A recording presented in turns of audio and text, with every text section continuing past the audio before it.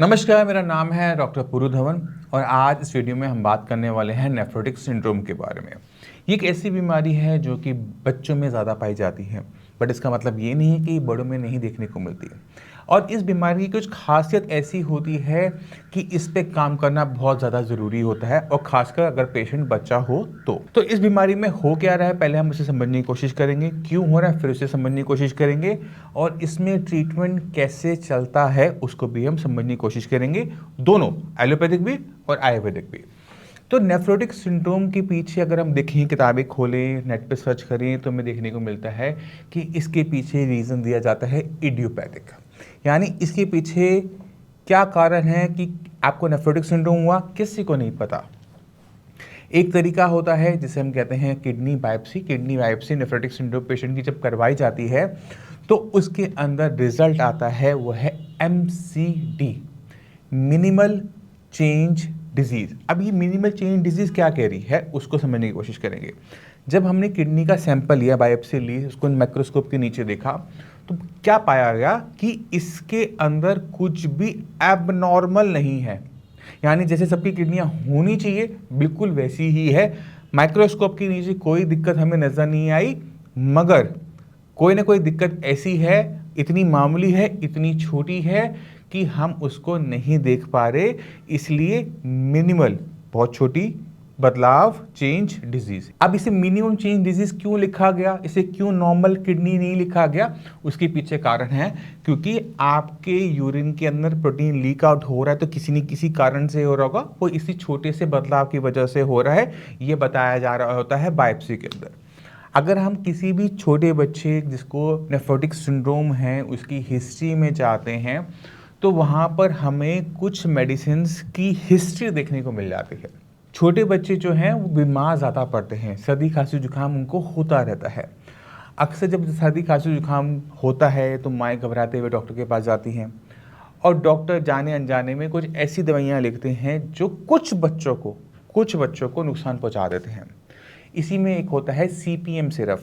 आपको याद है जब हम छोटे थे तो मम्मी हमें लाल दवाई पिलाया करती थी, वो प्लास्टिक की बोतल में डॉक्टर से भर भर कर आती थी, याद है वो लाल रंग का सिरप, वो सिरप होता है CPM सिरप।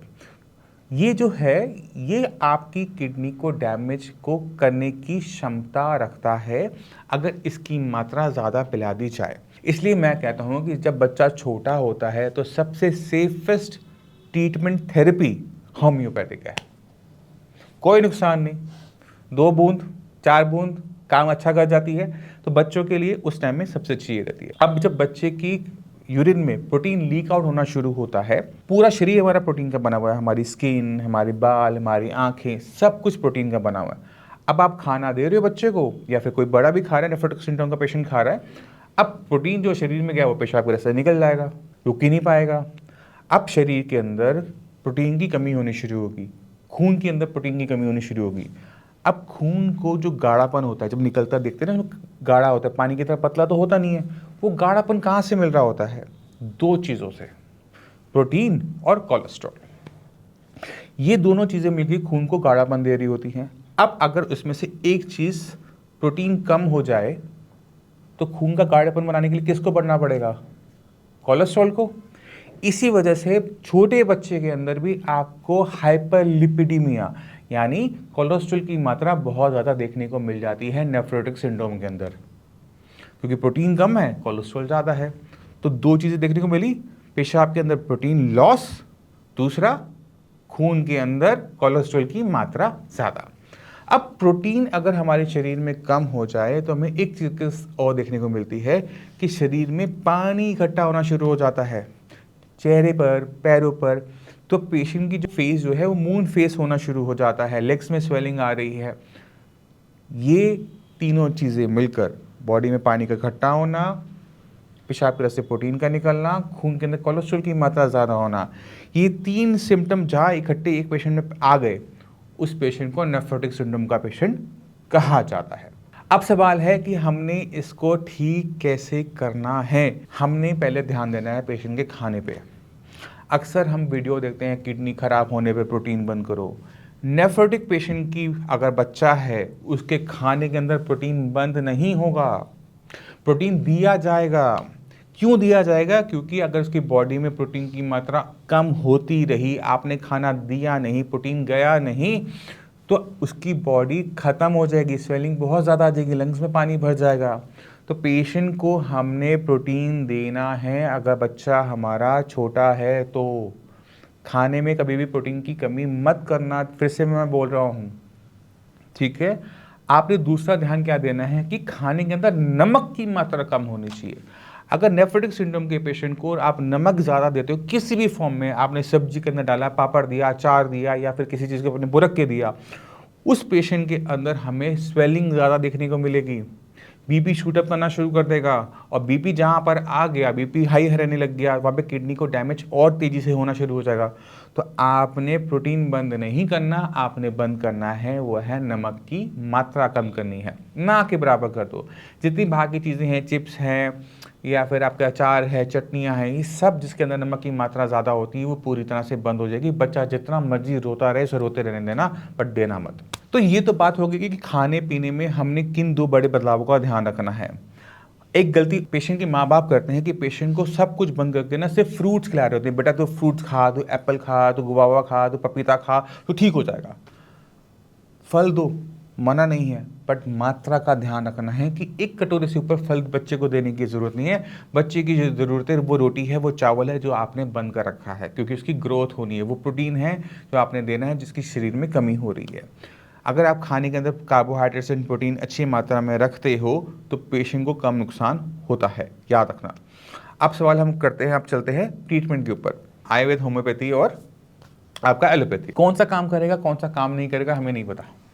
सच वाली बात, नेफ्रोटिक सिंड्रोम में कभी ट्रीटमेंट एक ही बारी में हो जाता है और कभी अगर आप पूरी ज़िंदगी लगो तो भी नहीं हो पाता। तो जो उसमें अप्रोच होती है वो डिफरेंट हमें अप्रोच लेनी पड़ती है। तो स्टीरॉयडल ट्रीटमेंट एलोपैथी में दिया जाता है, वाइसोलोन दिया जाएगा। वाइसोलोन के बाद हमारे रिटुक्सीमैब और टेक्रोमिलस, ये 2 चीज़ें यूज़ की जाती है। और कुछ पेशेंट्स में वो अच्छा काम करती है, कुछ पेशेंट्स में वो बिल्कुल काम नहीं कर पाती। पेशेंट की रिलैप्स बना रहता है, प्रोटीन रुका रहा, 5 महीने 6 महीने रुका रहा, साल बाद फिर से शुरू हो गया। अब दिक्कत ये है कि हम ये जो स्टीरॉयड थेरेपीज होती है बार बार नहीं कर सकते, तो हमें क्या करना पड़ता है, हमें बॉडी में ही बदलाव करना होता है। हमें समझना है कि किडनी के अंदर ये हो क्यों रहा है। किडनी के अंदर ये इसलिए हो रहा होता है क्योंकि वहाँ पर ऐसी बीमारी है जो हमारे माइक्रोस्कोप से नहीं नज़र आ रही, जिसे हम MCD कह रहे हैं। मगर अगर हम ध्यान से सोचने की कोशिश करें, कोई भी चीज़ किसी भी चीज़ को तब नुकसान पहुँचाती है जब वहाँ पर किसी टाइप की सूजन हो। अगर किडनी के अंदर सूजन आ रही है, बहुत मामूली से आ रही है, तो उसे माइक्रोस्कोप में नहीं देख पाएंगे। तो हमें क्या करना होता है, उसमें एंटी इन्फ्लेमेटरी ट्रीटमेंट चलाना होता है। और इसी वजह से स्टीरॉयड काम कर जाते हैं एलोपैथी के। जैसे आप दोगे इन्फ्लेमेशन गई, बट जैसे आप स्टीरॉयड बंद करते हो वापस आती है। तो हमें कोई ऐसी दवाई देनी है जो इन्फ्लेमेशन हटाए और शरीर को नुकसान ना पहुँचाए। तो वहाँ पर जो आयुर्वेद है वो बहुत अच्छा काम करता है। जब हम आयुर्वेदिक ट्रीटमेंट प्लेस करते हैं तो वहाँ पर जो इन्फ्लेमेशन होने की जो संभावनाएं हैं और इन्फ्लेमेशन जो हो रही है, सूजन जो हो रही है, वो चली जाती है। तो जो रिलैप्स हो रहा होता है बार बार नेफ्रोटिक सिंड्रोम का, जो प्रोटीन लॉस हमारा बार बार शुरू हो जाता है, वो नहीं हो पाता है। पेशेंट एक बहुत अच्छी लाइफ आराम से बिना किसी दिक्कत के आराम से जी पाता है। तो मैं उम्मीद करता हूँ इससे आप नेफ्रोटिक सिंड्रोम के बारे में बहुत कुछ जान गए होंगे, क्या गलतियाँ करते हैं पेशेंट, खाने पीने का किन चीज़ों का ध्यान रखना चाहिए। फिर भी माइंड में कोई भी डाउट हो, कुछ भी पूछना चाहते हो, मोस्ट वेलकम, आप आके मिल सकते हो। और इसी के साथ आप सभी से चलने की आज्ञा चाहूँगा। मिलते हैं अगली वीडियो में, तब तक के लिए नमस्कार।